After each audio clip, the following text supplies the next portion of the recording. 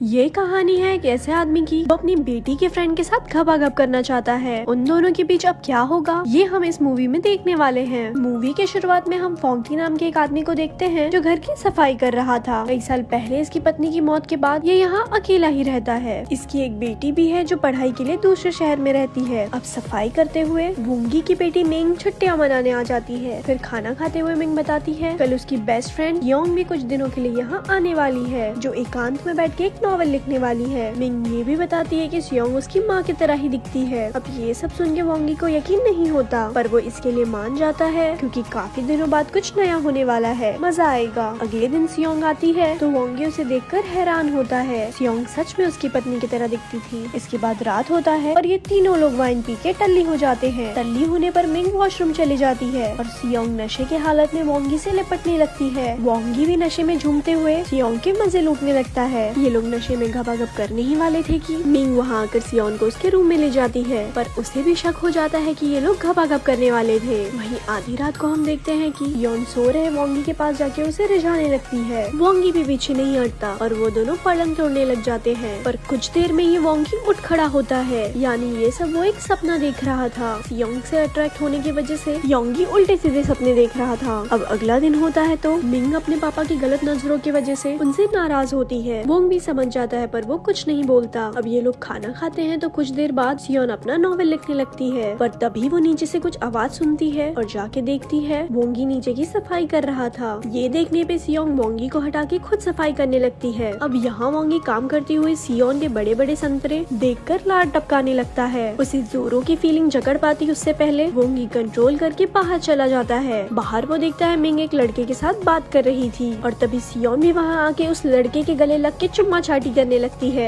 ये सब देखने पर मिंग बताती है लोंग सियोन का ही बॉयफ्रेंड है, वो भी 1-2 दिन के लिए यहाँ रहने आया है। ये सब सुन के ना चाहते हुए भी वोंगी को इन सब के लिए मानना पड़ता है। अब रात को लोंग इलायची के साथ फिजिकल होने लगता है। उनके प्यार करने की आवाजें रूम के बाहर तक आ रही होती है तो वोंगी इससे काफी इरिटेट होता है। वो सो भी नहीं पाता तो वाइन पीने चला जाता है। फिर काम खत्म करने के बाद सियोन भी उसके पास बैठ के बातें करने लगती है। कुछ देर के बाद लोंग भी इनके पास आता है तो उसे शक होता है कि वोंगी और सियोन का कुछ लफड़ा है। वोंगी उठ के सोने चला जाता है तो लियोन सियोंग के लफड़े के बारे में पूछने लगता है। सियोन इस पर मना करके उस पे ही चीटिंग का आरोप लगाने लगती है। ये सुनकर लोंग गुस्से में सियोन को धक्का दे देता है जिससे उसके पैर में मोच आ जाती है। मोच आने की वजह से अगले सुबह वोंगी सियोन के पैर पे गरम पट्टी रखता है। कुछ देर बाद लोंग और मिंग उसका हाल पूछकर बाहर घूमने चले जाते हैं और यहाँ पे हम देखते हैं लोंग मिंग को छूने लगता है। मिंग भी पीछे नहीं हटती तो ये लोग गाड़ी में ही घपाघप शुरू कर देते हैं। वहीं दूसरी ओर घर में कोई ना होने की वजह से सियोन वोंगू को छूने लगती है। ये देखकर वोंगू भी फिसलने लगता है पर तभी उसे ख्याल आता है वो उसकी बेटी की फ्रेंड है, इसीलिए वो भागकर वॉशरूम में घुस जाता है। लेकिन सियोंग अब मन बना चुकी थी कि वो इस सूखे पेड़ को हरा भरा करके ही दम लेगी और वो भी बाथरूम में घुस के वोंगी को पकड़ लेती है। अब बेचारा वोंगी चारों खाने चित हो जाता है तो सियोंग उस पर सवार हो जाती है। वहीं कुछ देर बाद काम खत्म करके मिंग और लोंग घर पर वापस लौटते हैं तो इन्हें घपाघप की आवाजें सुनाई देती है। ये लोग चेक करने के लिए वॉशरूम में घुसने ही वाले थे कि सियोन वॉशरूम से नहाकर बाहर आ जाती है। वहीं नहले पे दहला मारते हुए वोंगी भी पीछे से सोने का नाटक करते हुए बाहर आता है। यानी सियोंग और वोंगी को पता चलते ही उन्होंने खुद को बचा लिया था। इसके बाद लोंग सभी को बाय बोलकर घर चले जाता है। फिर हम इन लोगों को खाना खाते हुए देखते हैं पर यहाँ सियोन वोंगी के पैर को छेड़ते हुए उसके साथ मस्ती करने लग जाती है। इससे मिंग को भी उन पर शक हो जाता है और वो वॉशरूम का बहाना बनाकर सियोन के रूम में जाके उसके लैपटॉप को चेक करने लगती है तो वो हैरान हो जाती है। वो देखती है सियोन जो नॉवेल लिख रही थी वो एक लड़की के बारे में था जो अपने फ्रेंड के पापा के साथ घपाघप करती है। यानी वो उसकी खुद की ही स्टोरी थी। अब मिंग वापस आती है तो सियोंग वोंगी को मसाज दे रही होती है और फिर रात को मिंग टहलने का बहाना बनाकर घर से बाहर चली जाती है तो सियोंग और वोंगी इस मौके का फायदा उठाने लगते हैं। लेकिन मिंग उन्हें फिजिकल होते हुए देख लेती है। सब कुछ पता चलने के बाद वो उन दोनों के पास पहुँच जाती है। ये सब देख के वोंगी हैरान हो जाता है पर वही सियोंग को इससे कोई फर्क नहीं पड़ता। उसने जानबूझकर ये सब किया था क्योंकि उसे काफी पहले ही पता चल चुका था कि मिंग और लोंग का अफेयर है। वो मिंग से बदला लेने की ठान कर उसके घर आई और उसके पिता के साथ घपाघप करके उसे बदला लिया। ऐसे ही ये मूवी खत्म हो जाती है। ऐसे ही और स्टोरी सुनने के लिए हमारे पेज को लाइक करें। धन्यवाद।